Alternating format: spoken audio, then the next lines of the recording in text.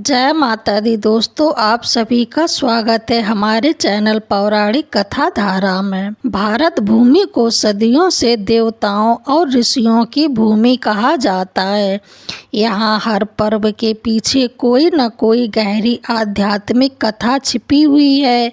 उन्हीं महान पर्वों में से एक है नवरात्रि का पावन पर्व।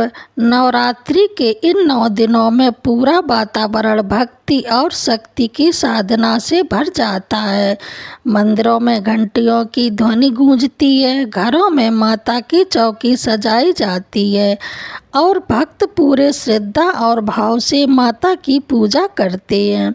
लेकिन क्या आपने कभी सोचा है कि आखिर नवरात्रि का पर्व क्यों मनाया जाता है?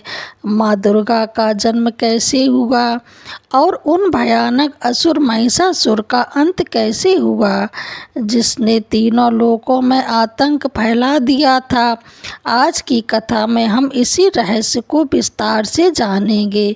बहुत प्राचीन समय की बात है। उस समय धरती पर असुरों का प्रभाव धीरे धीरे बढ़ता जा रहा था। असुरों की एक बड़ी जाति थी जो अत्यंत शक्तिशाली थी।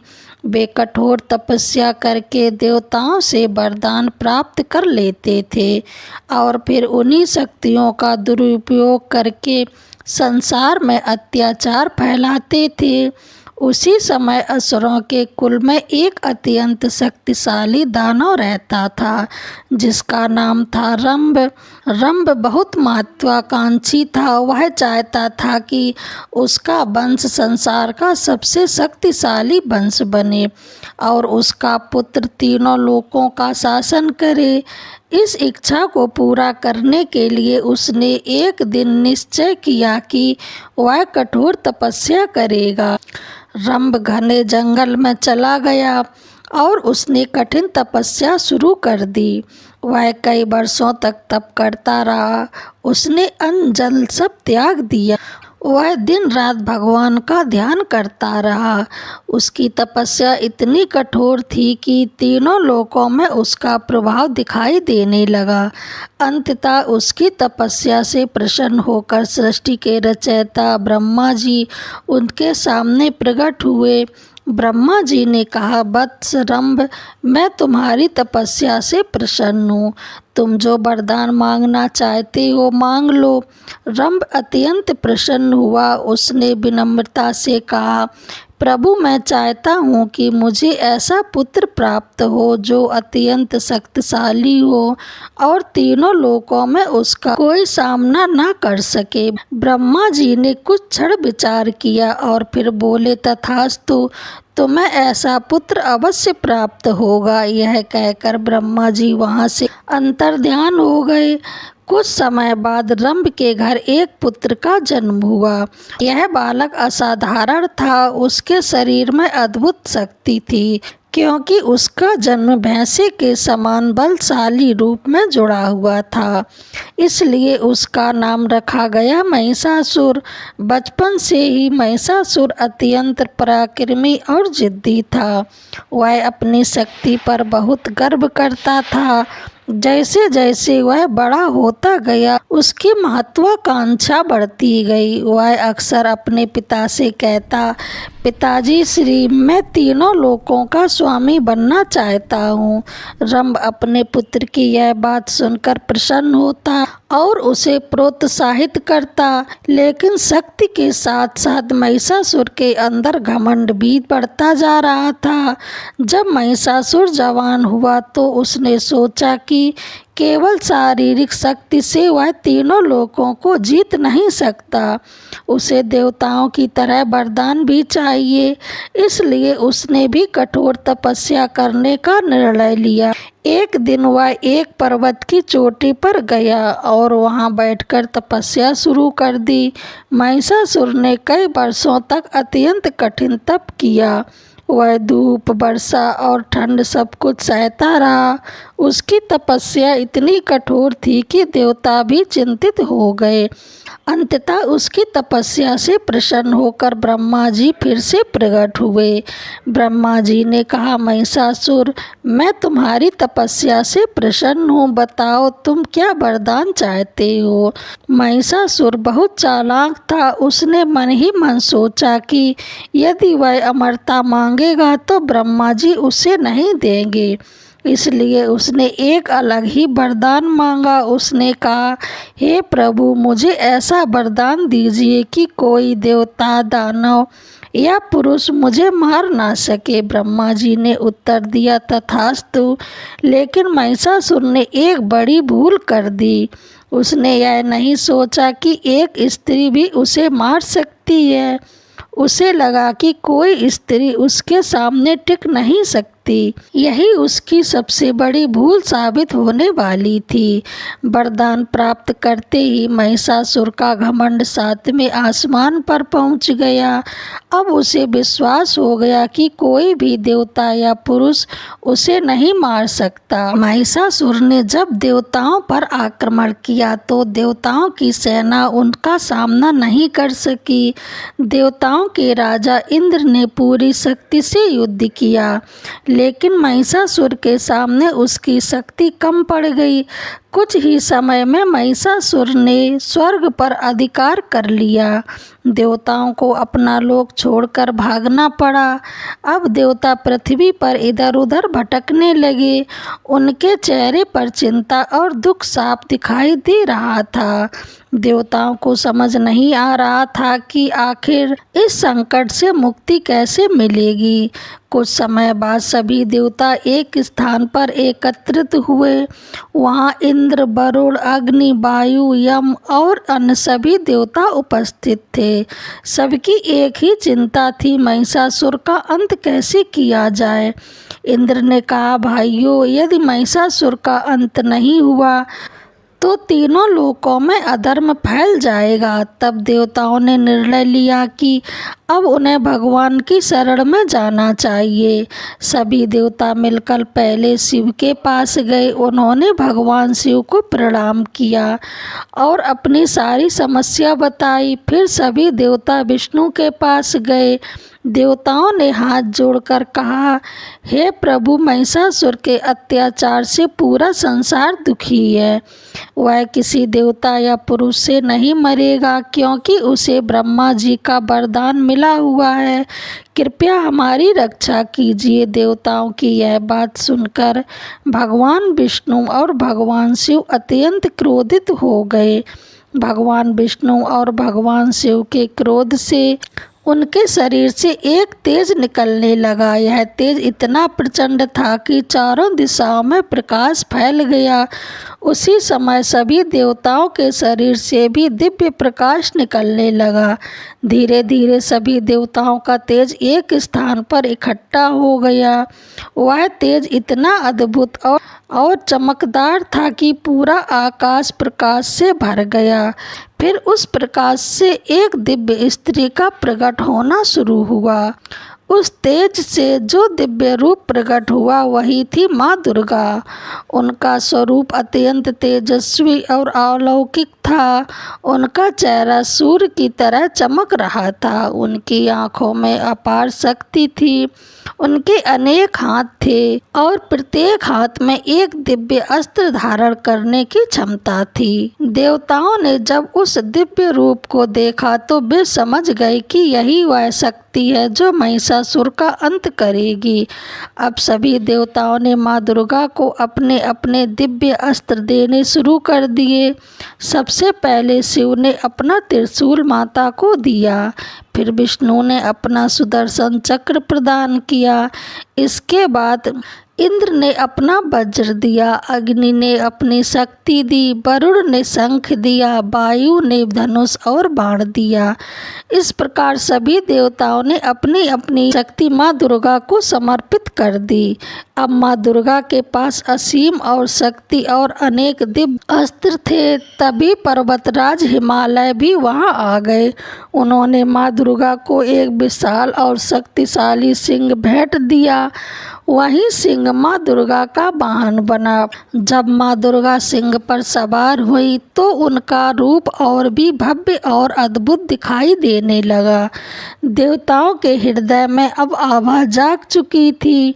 उन्हें विश्वास हो गया था कि अब महिषासुर का अंत निश्चित है।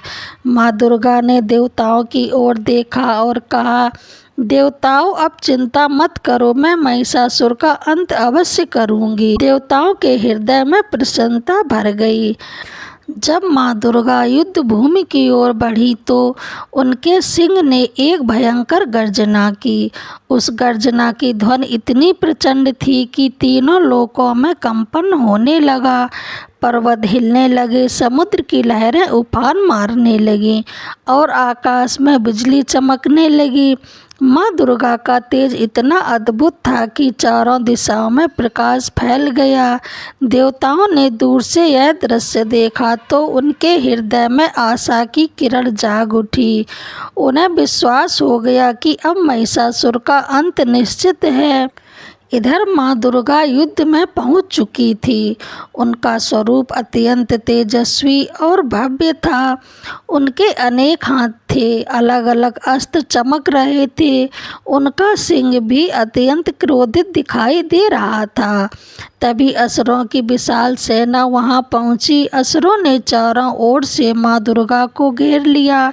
युद्ध का भयानक दृश्य तैयार हो चुका था। असुर सेना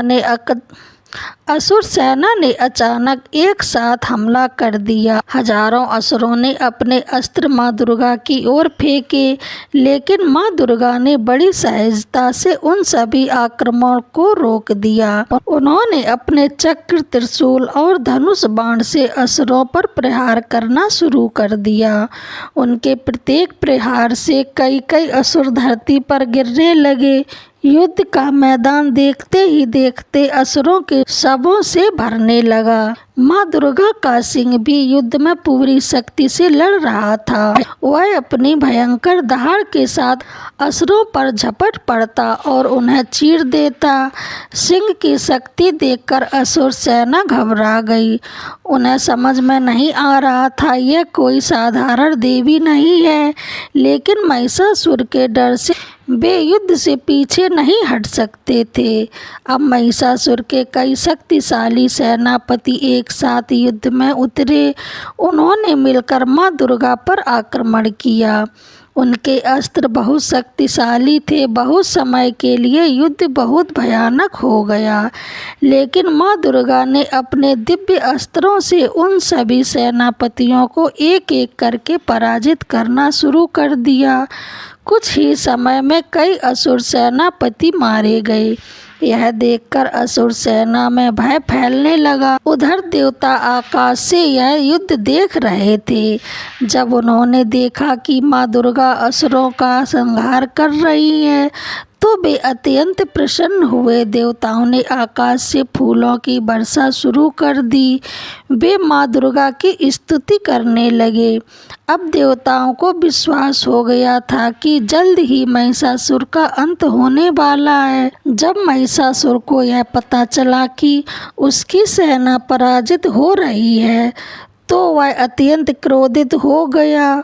उसने तुरंत युद्ध भूमि में जाने का निर्णय लिया। महिषासुर अपने विशाल रथ पर सवार होकर युद्ध भूमि की ओर बढ़ा। उसके साथ असंख्य असुर सैनिक भी थे। उसके शरीर से अपार शक्ति का तेज निकल रहा था। जब वह युद्ध भूमि में पहुंचा तो उसने देखा कि चारों ओर असुरों के शव पड़े हुए हैं और माँ दुर्गा सिंह पर सवार होकर अत्यंत शांत भाव में खड़ी हैं। देवी के चेहरे पर ना तो क्रोध था और ना ही घमंड, बल्कि एक दिव्य शक्ति थी। महिषासुर यह देखकर कुछ क्षण के लिए चकित रह गया। महिषासुर जोर जोर से हंसकर बोला, देवी, तुमने मेरी सेना को मारकर अच्छा नहीं किया। अब तुम्हें इसका परिणाम भुगतना पड़ेगा। वह आगे बोला, क्या तुम्हें पता नहीं कि मुझे ब्रह्मा का वरदान प्राप्त है? कोई देवता, दानव या पुरुष मुझे नहीं मार सकता। माँ दुर्गा मुस्कुराई और शांत स्वर में बोली, महिषासुर, तुम्हारा घमंड ही तुम्हारे विनाश का कारण बनेगा। यह सुनकर महिषासुर और भी क्रोधित हो गया। महिषासुर ने तुरंत अपने अस्त्र उठाए और देवी पर आक्रमण किया। उसके प्रहार अत्यंत शक्तिशाली थे। उसकी शक्ति से धरती कांपने लगी, लेकिन माँ दुर्गा ने बड़ी सहजता से उसके सभी प्रहारों को रोक दिया। उन्होंने अपने त्रिशूल और चक्र से महिषासुर पर आक्रमण किया। युद्ध का दृश्य अत्यंत भयानक हो गया था। आकाश में देवता यह युद्ध देख रहे थे और सभी की सांसें थम गईं। महिषासुर एक मायावी असुर था। जब उसने देखा कि वह देवी के सामने टिक नहीं पा रहा, तो उसने अपना रूप बदलना शुरू कर दिया। पहले उसके एक विशाल सिंह का रूप धारण कर लिया। वह सिंह बनकर माँ दुर्गा पर झपटा, लेकिन माँ दुर्गा ने तुरंत अपने त्रिशूल उस पर प्रहार कर दिया और उसका वह रूप नष्ट कर दिया। अब महिषासुर ने हाथी का रूप धारण कर लिया। वह अपने विशाल दांतों से माँ दुर्गा पर हमला करने लगा।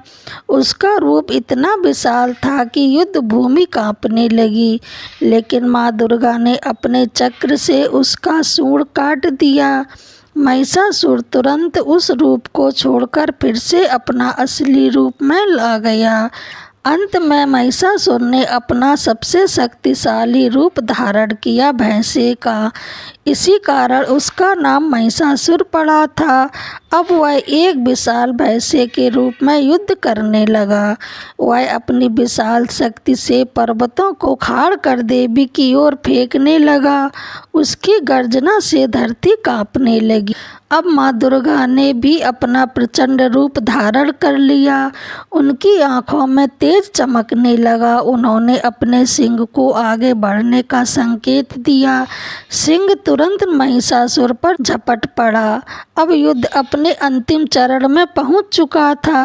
महिषासुर लगातार रूप बदलकर युद्ध कर रहा था, लेकिन माँ दुर्गा उसकी हर चाल समझ रही थी। अंत में जब महिषासुर भैंसे के रूप में देवी की ओर दौड़ा, तभी माँ दुर्गा ने उसे झपट लिया।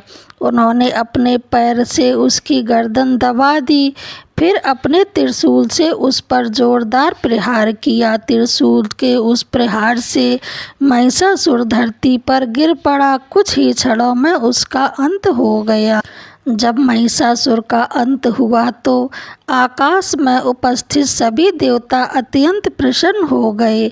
देवताओं के राजा इंद्र ने सबसे पहले माँ दुर्गा को प्रणाम किया। इसके बाद ब्रह्मा जी, विष्णु जी और शिव जी भी वहाँ प्रकट हुए। सभी देवताओं ने मिलकर माता की स्तुति की। उन्होंने कहा, हे जगत जननी, आपने हमें महिषासुर के आतंक से मुक्त किया है। आपके बिना यह संभव नहीं था। आप ही संसार की शक्ति हैं।